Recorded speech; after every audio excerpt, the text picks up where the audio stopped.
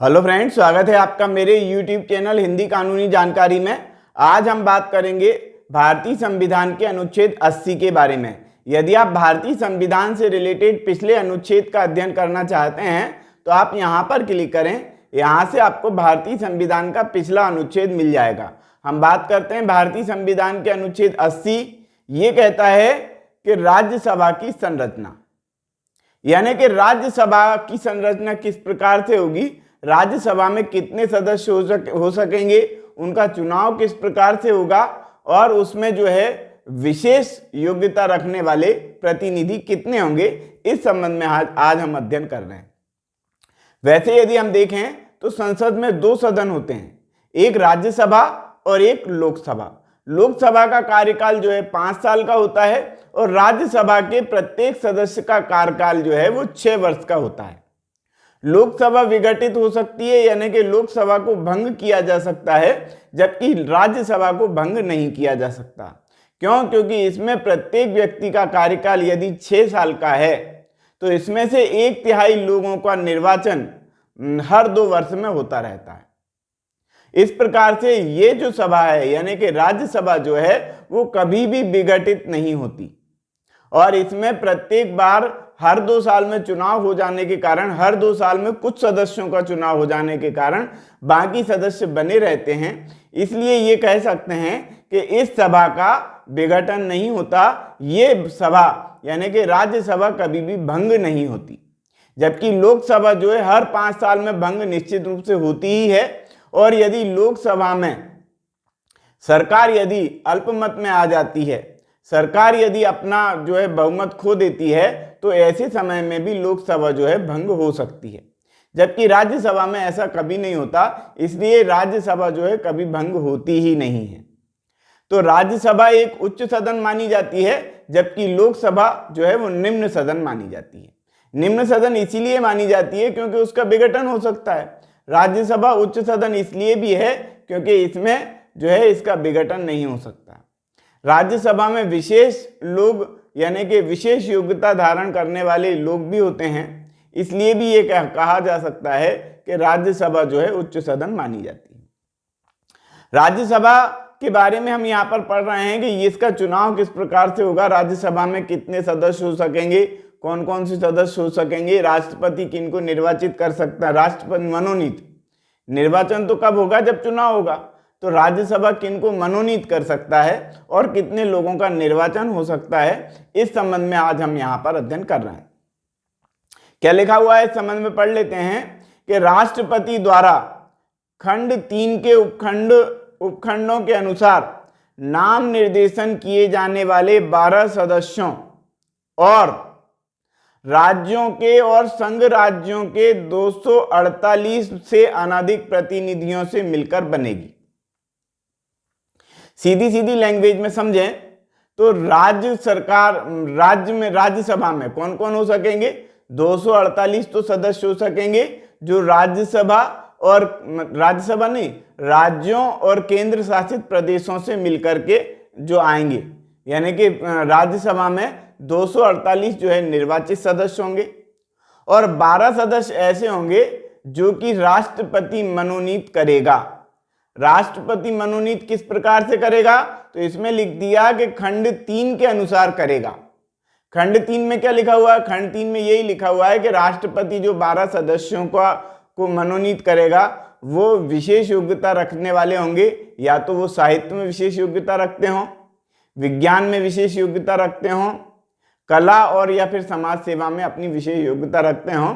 ऐसे विशेष योग्यताधारी लोगों को राष्ट्रपति जो है मनोनीत करेगा और ऐसे 12 सदस्यों को मनोनीत करने का पावर राष्ट्रपति के पास होगा, जो खंड 3 के अंतर्गत है। खंड 3 में क्या है वो मैंने आपको बता ही दिया। तो कुल मिलाकर के ये बता दिया गया कि राज्यसभा में टोटल 250 सदस्य होंगे, 248 तो निर्वाचित होकर के आएंगे और 12 सदस्य जो है राष्ट्रपति के द्वारा मनोनीत किए जाएंगे।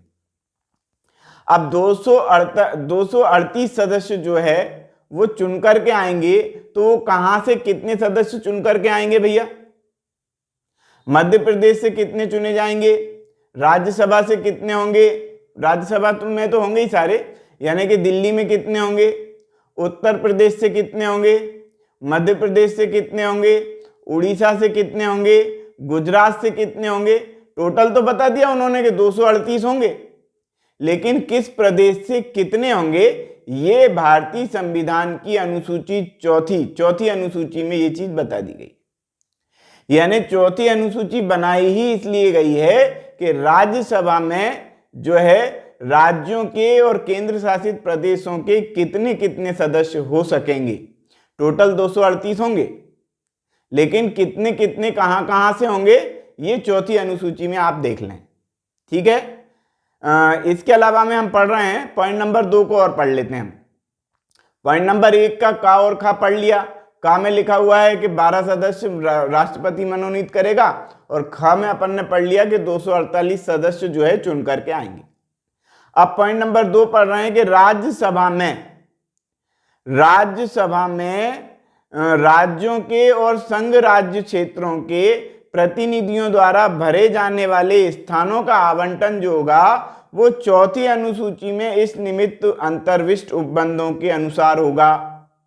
यहां पे बता दिया, देखो चौथी अनुसूची के अनुसार होगा। यानी चौथी अनुसूची में क्या लिखा हुआ है, चौथी अनुसूची में राज्यों के और राज्यों के और केंद्र राज्य क्षेत्रों के प्रतिनिधियों का आवंटन बताया गया।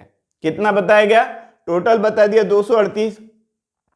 उड़ीसा से कितने होंगे, महाराष्ट्र से कितने होंगे, गुजरात से कितने होंगे, ये चौथी अनुसूची में बताया गया। टोटल बता दिया 238। अब पॉइंट नंबर 3 क्या कहता है, पॉइंट नंबर 3 कहता है कि राष्ट्रपति द्वारा खंड 1 के उपखंड का, अभी हमने पढ़ा ना कि खंड 3 के अंतर्गत राष्ट्रपति जो है मनोनीत करेगा 12 सदस्यों को। तो यहां पर फिर से लिख दिया गया कि राष्ट्रपति द्वारा खंड 1 के उपखंड 3 के अधीन नाम निर्देशित किए जाने वाले सदस्य, नाम निर्देशित यानी कि मनोनीत वही चुनेगा, नाम निर्देशित किए जाने वाले सदस्य ऐसे व्यक्ति होंगे जिन्हें निम्नलिखित विषयों के संबंध में विशेष ज्ञान या व्यवहारिक अनुभव है। किन किन विषयों के संबंध में ज्ञान हो, व्यवहारिक अनुभव हो, या तो साहित्य के क्षेत्र में, विज्ञान के क्षेत्र में, कला के क्षेत्र में, या फिर समाज सेवा के क्षेत्र में उनको विशेष ज्ञान हो, योग्यता हो उनकी, या ऐसा व्यवहारिक ज्ञान उनके पास हो। जरूरी नहीं है कि किताबी ज्ञान हो या डिग्री हो, ऐसा कोई जरूरी नहीं है। व्यवहारिक ज्ञान हो या फिर जो है विशेष ज्ञान हो, ऐसा होना चाहिए। ऐसे सदस्यों को, ऐसे 12 सदस्यों को राष्ट्रपति जो है नाम निर्देशित करेगा।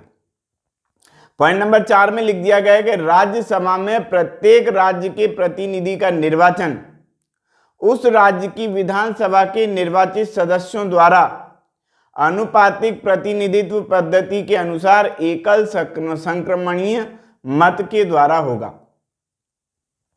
यानी कि चौथे पॉइंट में यह बताया गया है कि जो है राज्यसभा के सदस्यों का निर्वाचन किस प्रकार से होगा, यानी कैसे चुने जाएंगे राज्यसभा के जो है प्रतिनिधि, राज्यसभा के सदस्य कैसे चुने जाएंगे। भैया उस राज्य क्षेत्र के, उदाहरण के लिए ले लेते हैं अपन मध्य प्रदेश। मध्य प्रदेश में विधानसभा के सदस्यों की संख्या कितनी निर्धारित है, 230, यानी कि 230 एमएलए हो सकते हैं। अब जो 230 एमएलए बनेंगे वो ही क्या करेंगे कि मध्य प्रदेश में यदि राज्यसभा का प्रतिनिधित्व करने वाले जितने भी हैं, जितने भी सदस्य हैं, कितने सदस्य भैया, टोटल है 11, यानी कि राज्यसभा में 11 सदस्य बैठते हैं मध्य प्रदेश के। अब 11 सदस्यों को चुनने का जो काम होगा वो मध्य प्रदेश के जितने भी एमएलए होंगे वो सारे के सारे एमएलए मिलकर के मध्य प्रदेश का प्रतिनिधित्व करने वाले 11 राज्यसभा के सदस्यों का निर्वाचन करेंगे। और वो निर्वाचन कैसे करेंगे, मत डालेंगे, चुनाव करेंगे, वोट डालेंगे। तो वोट कैसे डालेंगे, तो वोट डालने में बता दिया गया कि एकल संक्रमणीय पद्धति के द्वारा अनुपातिक प्रतिनिधित्व के माध्यम से उनका चुनाव होगा। अब भैया ये कैसे होगा, एकल संक्रमणीय अनुपातिक पद्धति, ये क्या चीज है। अब ये चुनाव सीधा सीधा होता है, हम भी तो वोट डालते हैं, हमने वोट डाला, जो व्यक्ति जीत गया वो जो है विधानसभा का सदस्य हो गया या लोकसभा का सदस्य हो गया। जो जीत जाए वही तो बनेगा? नहीं, ऐसा नहीं है। इसमें यह बता दिया गया है कि चुनाव किस प्रकार से होंगे। चुनाव होंगे कि वरीयता क्रम में चुनाव होंगे। यानी कि मान लेते हैं 5 लोग खड़े हुए हैं, तो 5 में से भैया पहले नंबर पे कौन पसंद कर रहा है, और यदि ये नहीं जीते तो फिर ये वाला जीते, और ये भी नहीं जीते तो ये वाला जीते, ये वाला भी नहीं तो फिर ये वाला। तो वरीयता क्रम निर्धारित कर दिया जाता है। वरीयता क्रम निर्धारित करने से क्या रहता है कि यदि कोई व्यक्ति, किसी व्यक्ति की पहली पसंद कौन सा व्यक्ति है, दूसरी पसंद कौन सा व्यक्ति है, तीसरी पसंद कौन सा व्यक्ति, इस प्रकार से निर्धारित कर दिया जाता है। इसको बोलेंगे अपन एकल संक्रमणीय अनुपातिक पद्धति के माध्यम से चुनाव होना।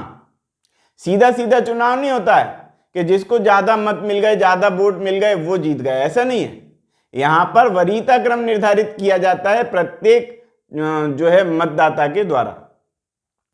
तो ठीक है, इस प्रकार से हमने समझा क्या कि जो है राज्यसभा के सदस्यों का चुनाव किस प्रकार से होता है। राज्यसभा के सदस्यों का चुनाव उसी राज्य के जो एमएलए होते हैं, उसी राज्य के जो विधायक होते हैं, वो चुनाव करते हैं। इसमें जनता चुनाव नहीं करती राज्यसभा के सदस्यों का। तो इस प्रकार से ये कहें कि लोकसभा के सदस्यों का जो निर्वाचन होता है वो सीधा सीधा प्रत्यक्ष रूप से होता है जनता के द्वारा, और राज्यसभा के सदस्यों का जो निर्वाचन होता है वो अप्रत्यक्ष होता है एमएलए के द्वारा, या कहें विधायक के द्वारा। इस प्रकार से राज्यसभा के सदस्यों का चुनाव आम जनता के द्वारा नहीं करवाया जाता। ठीक है, तो पॉइंट नंबर 4 समझ में आ गया आपको। पॉइंट नंबर 5 और अपन समझ लेते हैं कि राज्यसभा में या संघ राज्य क्षेत्रों के प्रतिनिधित्व ऐसी रीति से चुने जाएंगे जो संसद विधि द्वारा विहित करे। यानी कि सीधी सीधी बात यहां पर ये तो बता दी गई क्या कि राज्यसभा में जो विधायक वगैरह होंगे वही प्रतिनिधि को चुनेंगे और राज्यसभा में भेजेंगे। यानी कि राज्यसभा में जो सदस्य बनेगा उसका चुनाव एमएलए या विधायक करेंगे, ये तो बता दिया गया चौथे पॉइंट में।